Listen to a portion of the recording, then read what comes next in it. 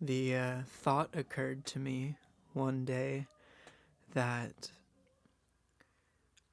simply as I can understand it in my mind and interact with it, um, defining like what magic is in a way that is satisfying and practical, um, it's actually quite difficult.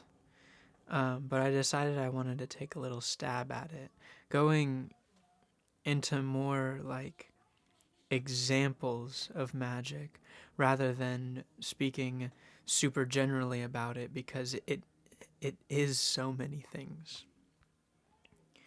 Um,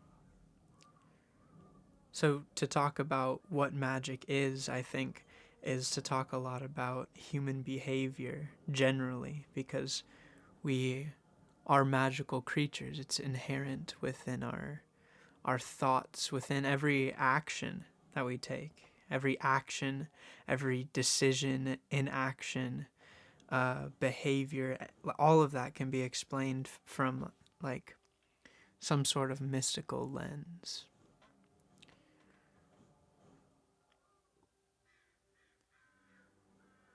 They're the crows. Earlier today, I was thinking about the importance of that mystical lens, like what it means to see through it, to interact with the world through it. Because I don't think it's necessary to do magic, because, I mean, like I said, it's in our thoughts, it's in our intentions. Um, but understanding it and being aware of it is a whole different thing. And that's where the lens kind of comes in. And you can think of that as so many different things. What that lens is. If it's as simple as a lens, even, maybe it is as dramatic as an entire paradigm shift. But regardless of whatever anyone's paradigm is, we are doing magic, um, and affecting things in the most obvious ways, like these intentions and thoughts that I keep reiterating that because it really is as simple as that. Thoughts and intentions and actions, they they are magic. They might not tap into certain symbolic languages or symbolism, but that's another level. That's a different level of magic. It's that's tapping into things that typically are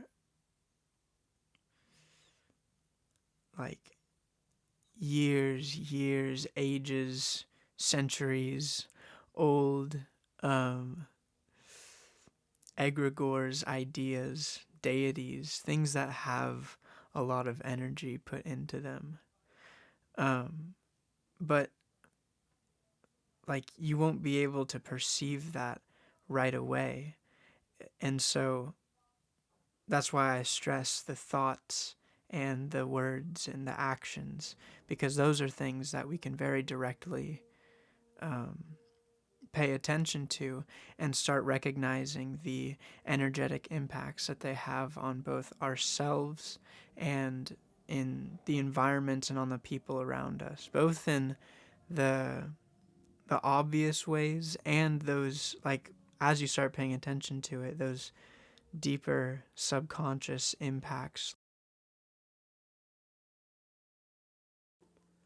In this next part, I think I just want to read exactly what I wrote. I might interject with my own thoughts if I have any that seem pertinent.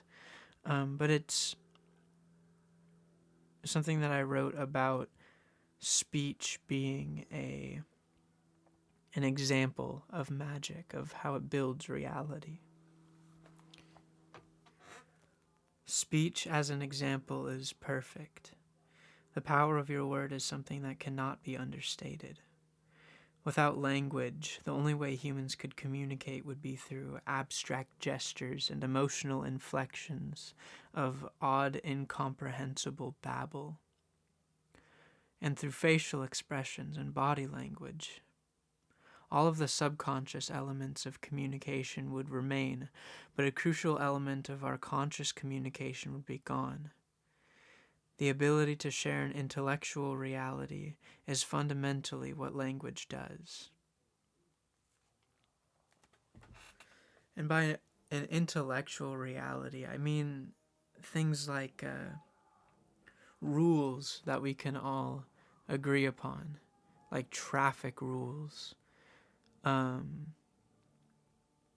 Laws are different because there's kind of an enforcement aspect to that.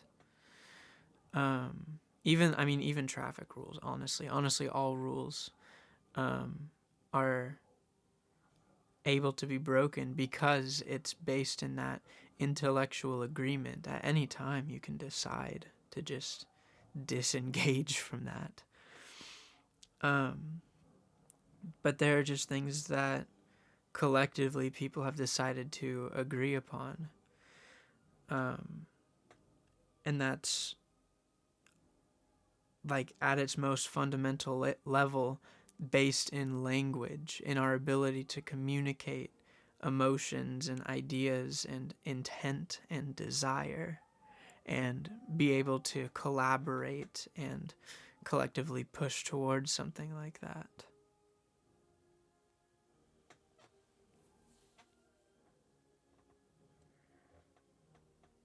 And language, this is a little bit of a side tangent. Language is an extremely broad term.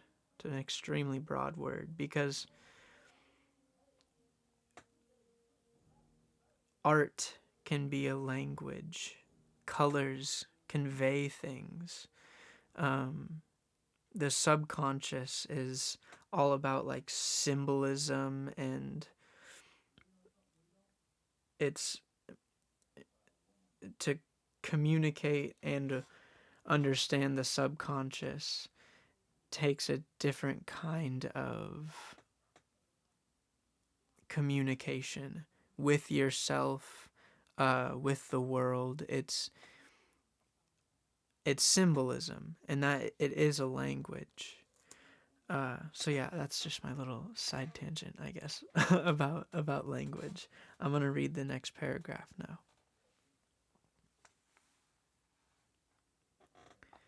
So think of all of the things in our lives that are born from the possibilities created by language. It is everything at this point in humanity. And in some places, even to the exclusion of any sort of natural element, if possible. Humans have been connected by and influenced by language so much for so long that all of our reality is built upon it. And again, what does this have to do with magic? The point I'm trying to make is that our intangible words, born from less tangible thoughts, born from emotions, and the least perceptible effects that lead to those, that these intangible things lead to real-world changes. They lead to progress and destruction. It's manifestation. And speech is just one example of what magic is. This one that I just gave you here was like an explanation of what it is through an example of the principle of cause and effect. That link between your thoughts and an actual manifestation outside of you.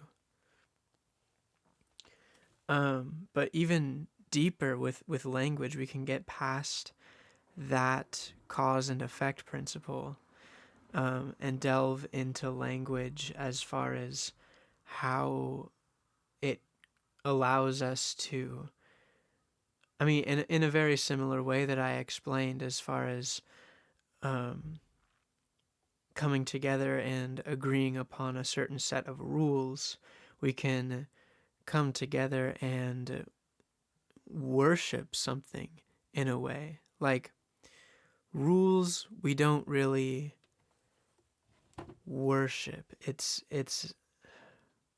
that's actually something I need to think about more. I probably shouldn't speak too much on it right now.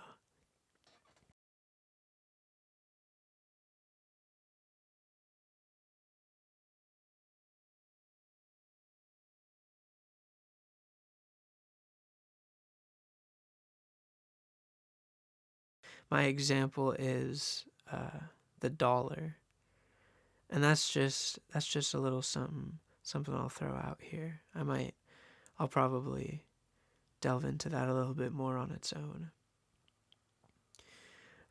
But even more on language, uh, there's the psychology of it as well. The subconscious aspects of words that we use, both vocally and in our own minds. So, thoughts and words, yeah.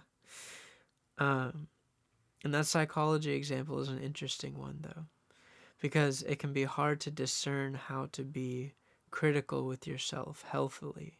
If you're constantly paying attention to like not being negative on yourself, it's like it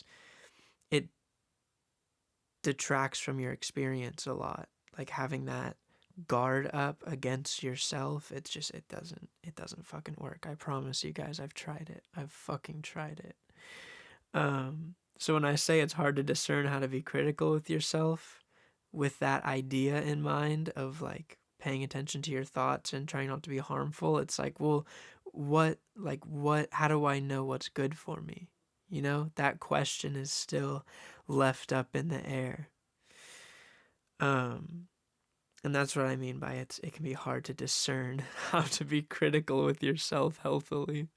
Because there is criticism that's needed, if you're actively doing things that are like sabotaging yourself, or just things that are not in your best interest. It's like okay, how do I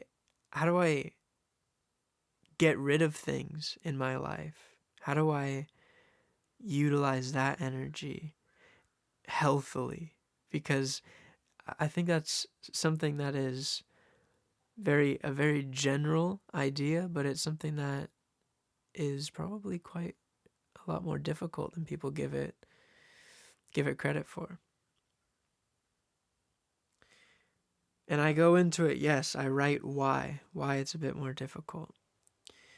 Because to pay attention to that aspect of your words and of your thoughts requires a consciousness of one's feelings, thoughts, behaviors, and moods over an extended period of time. In order to understand and interact with the subconscious, it's a lifetime of discovery.